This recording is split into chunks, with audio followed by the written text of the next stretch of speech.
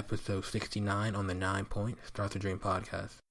Welcome to 9 Point Started with a Dream podcast. Our goal is to showcase the stories of athletes and the community that supports them by being authentic about their journey. Here's your host, Jacoby Gillum. Yo, welcome back to the podcast. I'm your host as always, Jacoby Gillum.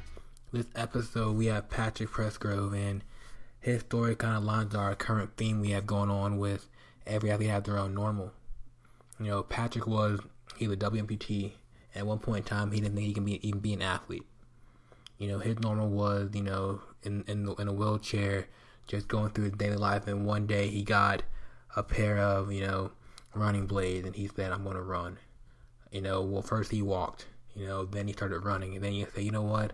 I'm going to do, half marathon. I'm going to do the distance races. I'm going to do a half Ironman." And he kept pushing to a new level. He didn't let what hand he had dealt, and I'm saying this all the time, like the hand that he had dealt stop him. And he has a big race coming up this week, and I kind of talked myself into running with him one day. So I gotta kind of start training so I can keep up with him. But and it's not about being inspired. And my goal for this podcast and every episode that we have is not for this just to be an inspiring 30 minutes to an hour of your time, but hopefully to be a catalyst, to be a moment that helps you take that next step to either achieving your goal or even saying, "I'm going to share my story." And so Patrick Pressgrove, great guy. He's super humble, amazing dude, and what he's doing with Team Catapult. So hope you enjoy the episode, and let's get to it. Patrick, the question that everyone comes on is, when you're younger as an athlete, what one of your dream goals you want to achieve? Well, growing up, I never really became an athlete until about maybe 6 years ago. I'm 28 right now. Growing up, I had a lot of medical problems. I was in a wheelchair full time by the time I was 14, a wheelchair at home and at school. So at that point, it was either be in a wheelchair the rest of your life, or the next option is become an amputee. So at the age of 14, I had elective amputations on both of my legs above the knee. And at that time, my only goal was to walk, just be a normal high school kid walking around school without, holding onto the wall, walking with crutches, anything like that. I was just happy to walk around and not be in a wheelchair anymore. It wasn't until about 6 or 7 years ago, a fellow amputee, a friend of mine, he's a Paralympian. We had the same clinic. So with a little push and motivation from him and the clinician that we both share, they said, "Well, why don't you apply for a pair of running prosthetics?" So I applied for a grant, and I got a grant for a brand new pair of running prosthetics. And I ended up putting them away in my closet for about a year, maybe 2 years, because I was scared to try anything new and fail. So eventually I got to a point where I was like, I'm missing something in my life. So I said, well, it's probably those prosthetics I have sitting in my closet right now. So I put them on, I started training. I couldn't run more than 100 meters at a time without stopping and, completely out of breath. And just over time, I built up my endurance and got to the point where I could run a mile without stopping, 2, 3, 5K without stopping, so on. So growing up, I really didn't have any athletic goals because I never thought being an athlete was even possible for me. Wow. It wasn't until I found running as an amputee that I said, okay, now I know I can run, so now let's set some goals. So here we are. Man, that's powerful right there, because I've been doing a few interviews with a few other para athletes, mm-hmm. and it's amazing how it's not shown enough that the possibility that you can still be an athlete, even with a disability, whatever it may be, you can still achieve, a sports performance. Exactly. So as a kid, you start with just like, I was going to walk. Yeah, that's And right. And that's wild because like a lot of us think they get for granted, just like walking it for granted. And it's like you were just like, I want this day. So for you, as a mindset, how was it growing up? What was your goals outside of walking, or what was your daily like? Before or after becoming an amputee? Let's go both. Before I was just so this is something I talk about often. So a lot of people come to not just me, anyone with a disability, and they say, "You've come so far, you've done a lot." And what I tell them is, first of all, thank you, I appreciate that. But when we are going through it, we as in anyone with a disability, we're just living day to day in the moment. So years down the line, we might look back and say, wow, we really did overcome something. But living our day to day life, we don't really know that this is all we know. It's normal. So it's normal. So we're just going through life. We just have a lot more we have to put up with and a lot more we have to worry about than someone without a disability. So before I became an amputee, my goals were just, be a normal kid and try to be as normal as I can with all the parameters I've been put in. After I became an amputee, really the whole world opened up to me. Like before I became an amputee, I couldn't walk a mile at a time and walk and talk with my friends or my family. Becoming an amputee enabled me to just be more normal. So my day-to-day goal was just be normal as I could. And then after I became an amputee, I said, well, this is as normal as I can be. So what's next? And that's when I became an athlete. The thing is, though, it's like, what is normal, though? It's all in your perception. I Yeah. mean, like I said at the time, waking up every day, your legs hurt, this hurts. You have to go through this routine every day. You have to be in your wheelchair at school because you can't walk, all day. That's normal. But so I guess in that sense, normal being, I would love to commute and be a member of my social circle and my family and all that. I just want to be able to be there with everyone Mm-hmm. and not hold anyone else back from having fun because they're making up for me. So I mean that's as close to normal as you might call it. I mean you raise a good point because normal is what you make it.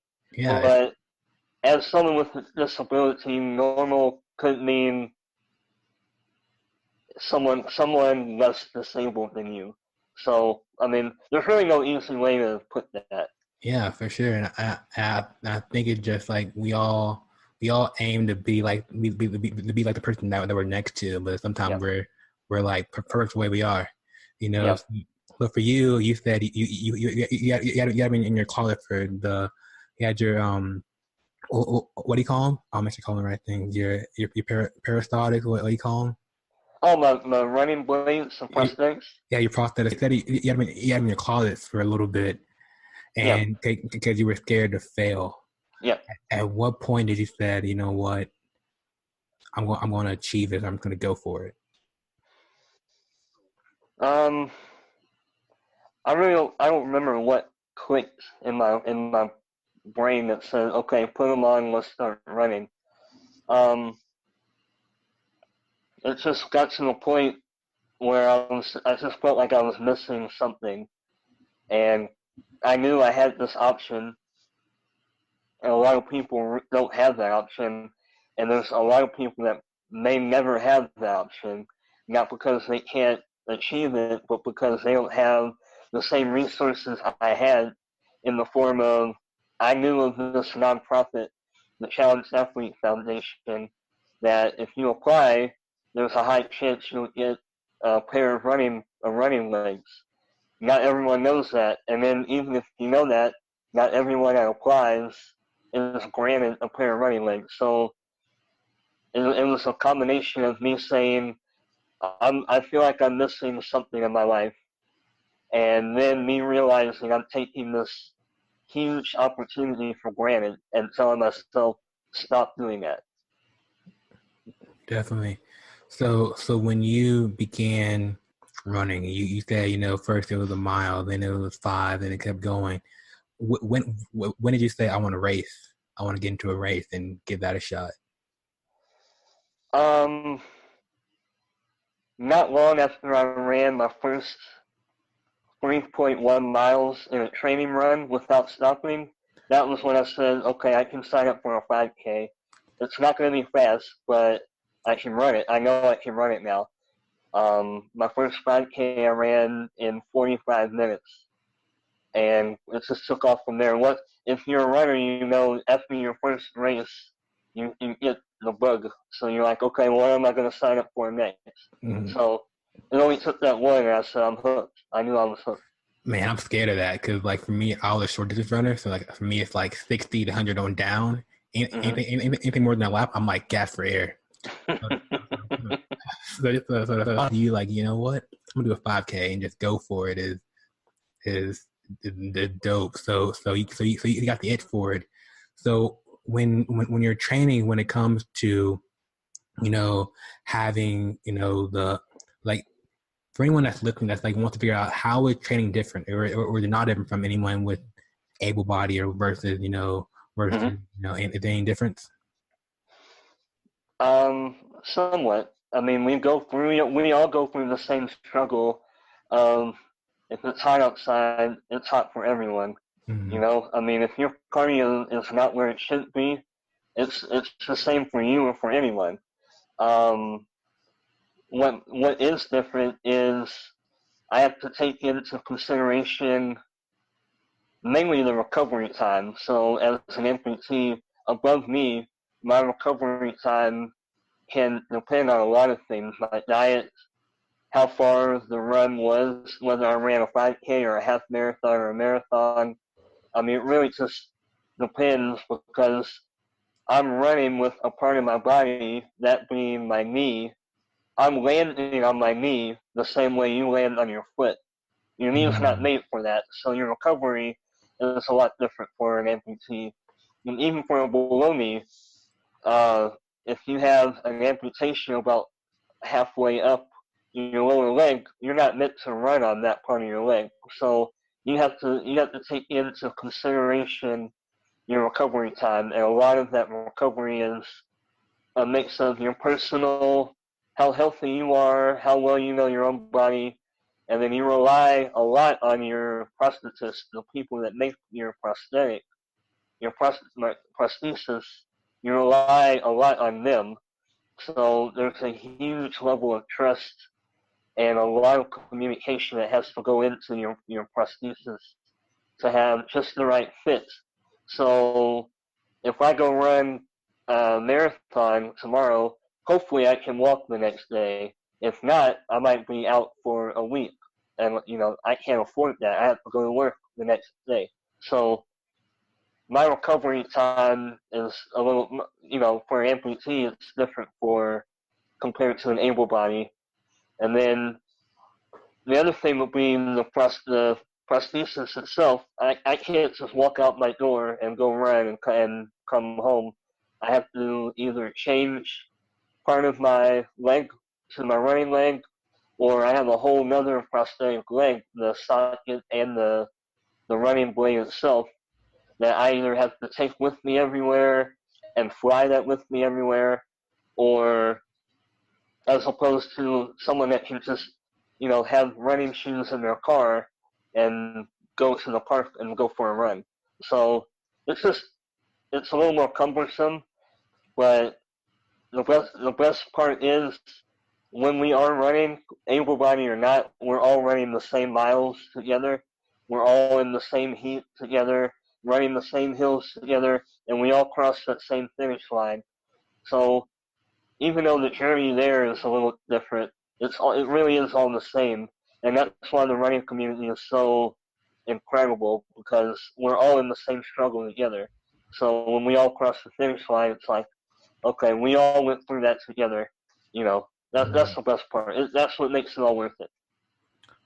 Man, I'm thinking about that because just the thought of you saying, you're like running on your knees, and just I know just from the ACL side, like having like jumping from me hurts sometimes because it's like no kind of cushion between like my meniscus, whatever. So just you're doing the pounding every step. Yeah. And you think and you keep saying I want more. Yeah. I love it, man. I love it. So cause I was reading up on you a little bit. You're doing Ironman, everything like that. Like what? I don't know. Like what inspires you to? Like, is it more of just like you want to be an example of for other athletes? Like what keeps you going to keep going for this stuff? Well, so far, first of all, I don't want to take too much credit. I've only done a half Ironman. I have a full Ironman on my calendar in the near future. But first and foremost, I do it for myself because I love doing this and really just proving to myself that I can. Because years ago, I never knew I could run, and now I know how much more I can do. So I want to go do it. And then after that, I want to be an example for other people like myself, because growing up, I didn't know any of this was possible. And now through social media and the internet, anyone could go on the internet and find, a couple hundred people with stories similar to mine.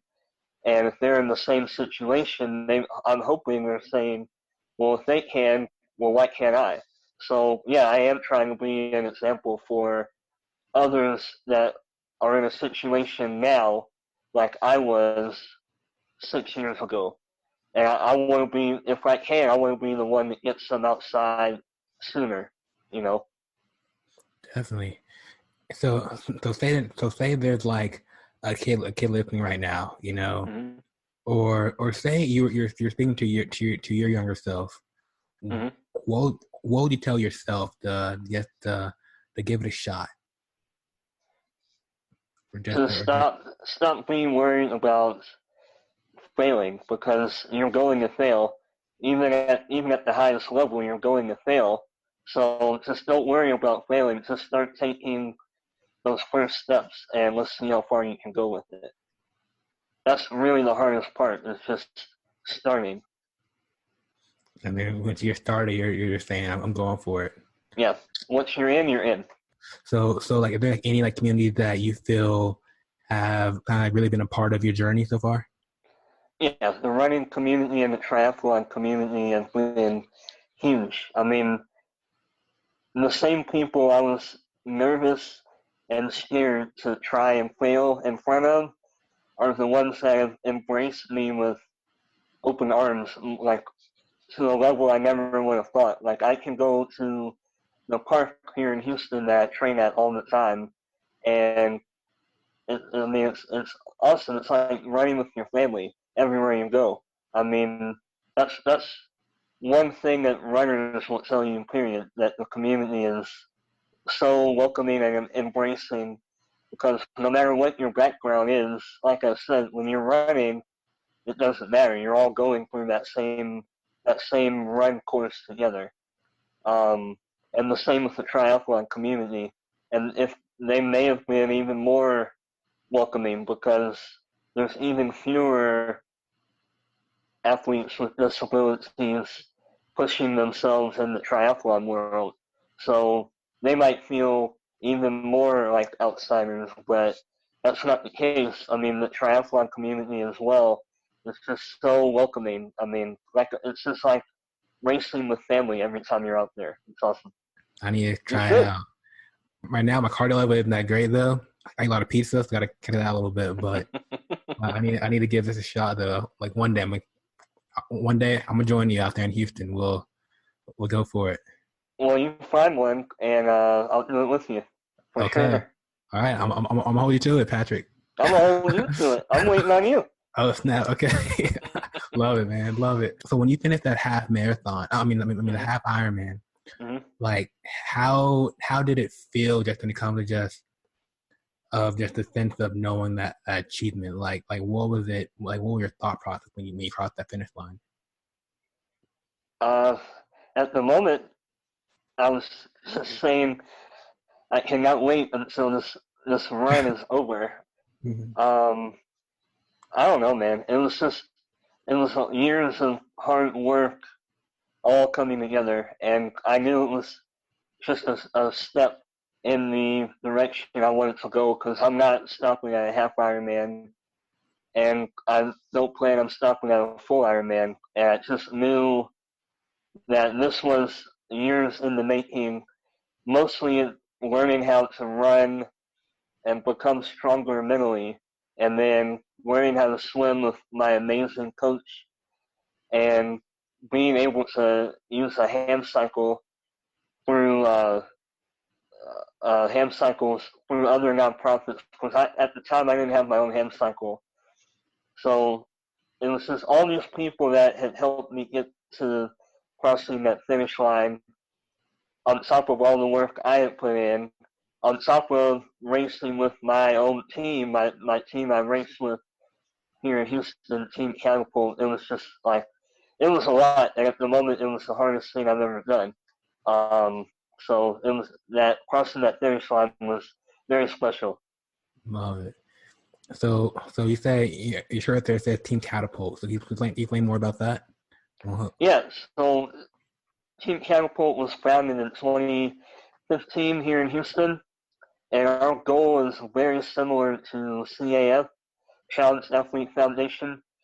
We are here to provide training, coaching, number one, a community for athletes with disabilities, mainly mobility impaired, meaning muscular disabilities or amputees, and visually impaired, so blind athletes.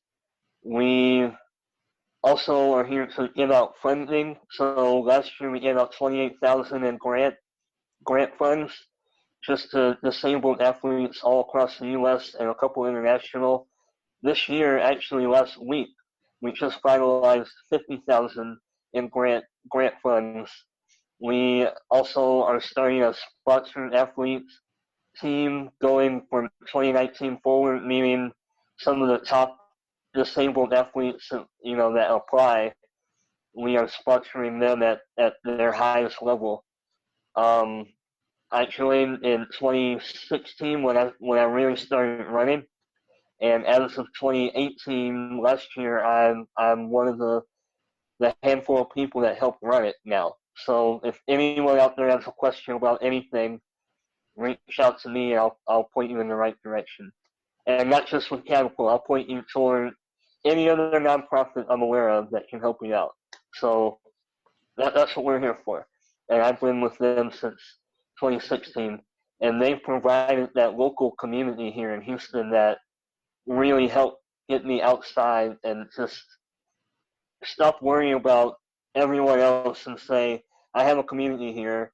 I'm going to go participate with them. And they were the ones that really pushed me to keep going in the direction I am. That's awesome. Like you said, like all the grants you guys are doing. So like in that space, like is cost really like one of the biggest factors kind of hold back athletes from really, I guess, getting involved with like sports like that? 100%.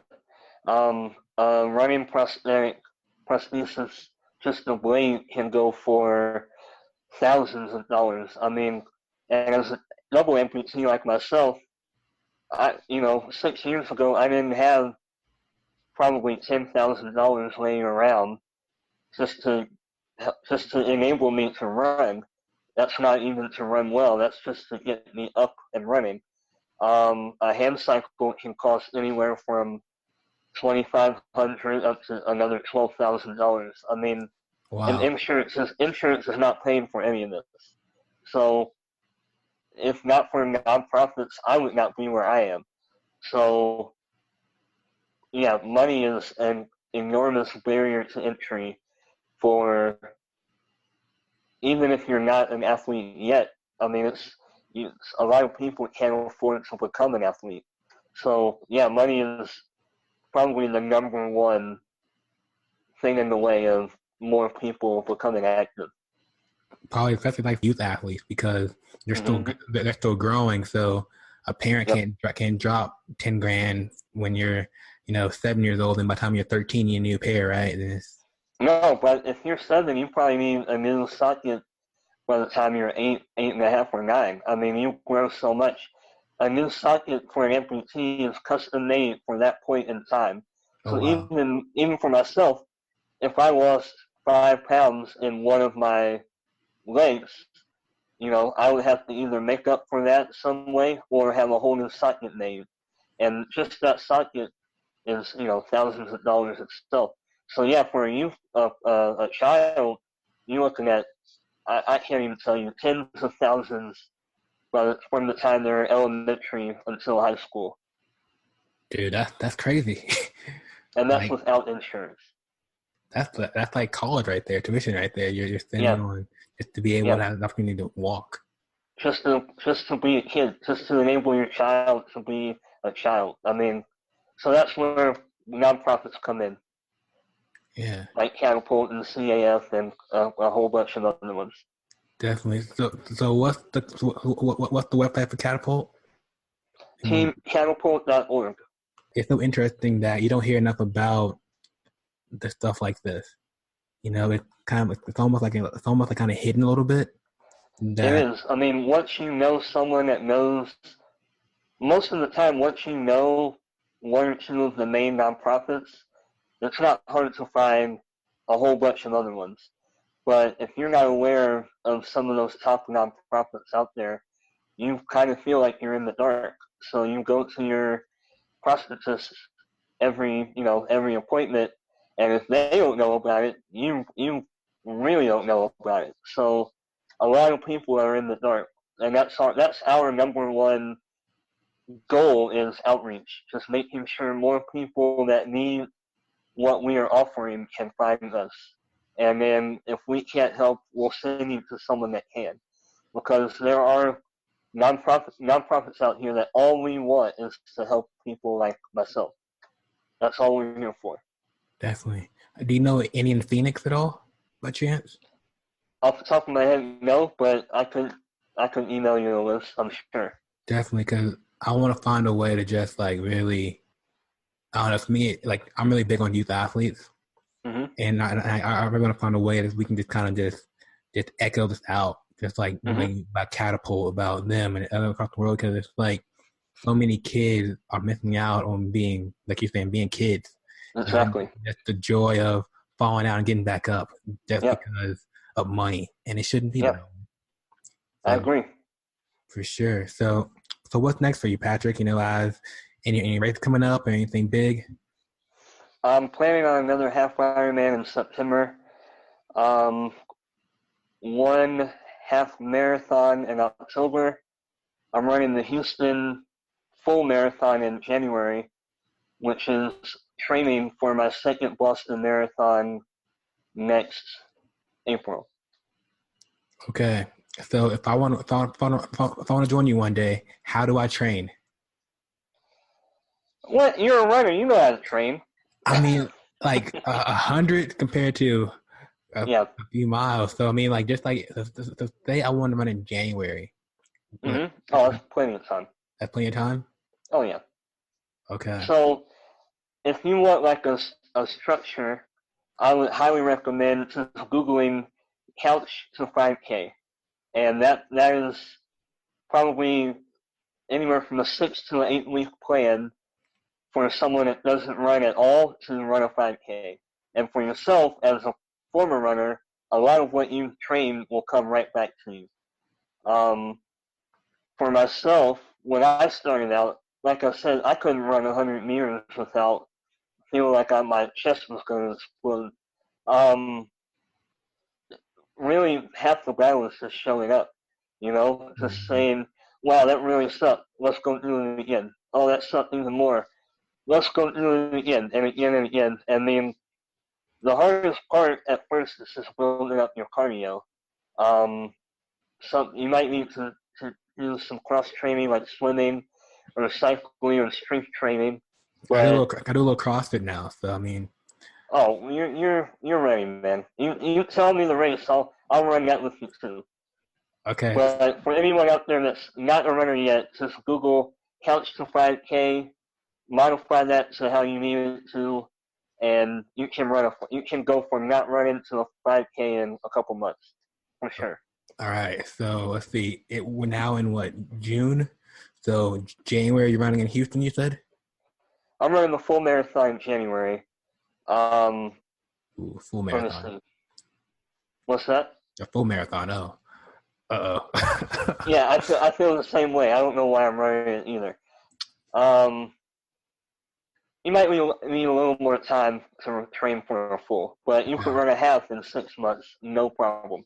Okay. Absolutely. We'll find a race and we'll make it happen. For sure. Awesome, my man. Well, so last question for you. So social media wise, where are you at?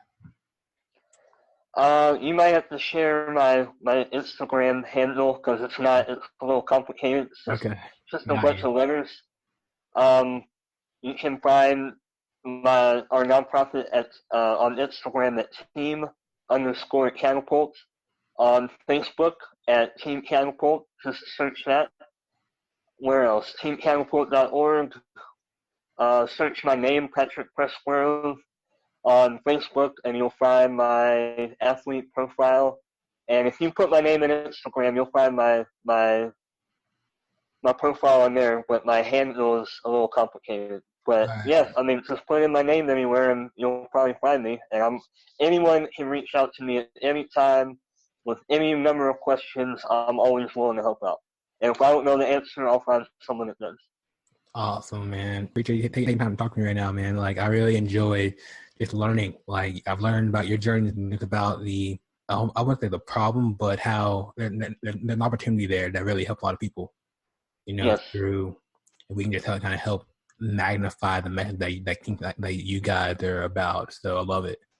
I appreciate you having me on, man.